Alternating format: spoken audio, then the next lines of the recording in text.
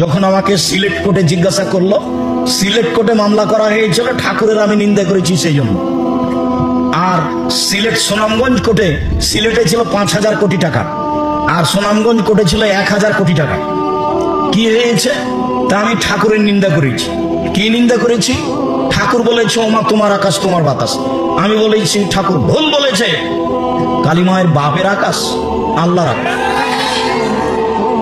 আমি নাকি কবি নজরুল ইসলামের দুর্নাম বদনাম করেছি। কবি নজরুল ইসলাম বলেছেন মসজিদের পাশে কবর দিও ভাই, তাহলে এই গুনাহগার গোজাখোর আযাব হতে পাইবে রেহাই।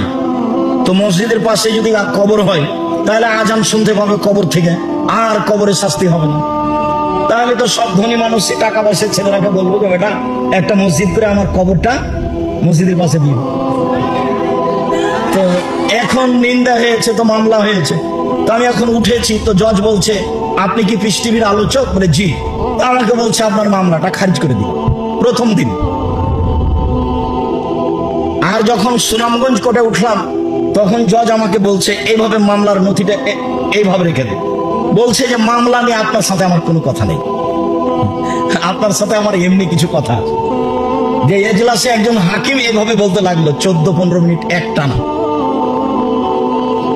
তা আমাকে উকিল বলেছে যাই বলুক আপনি মুখ খুলবেন না, এরা কিন্তু হাকিম।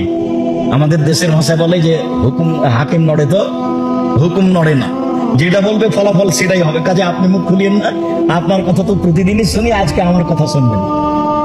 ঠিক আছে, তাই হলো।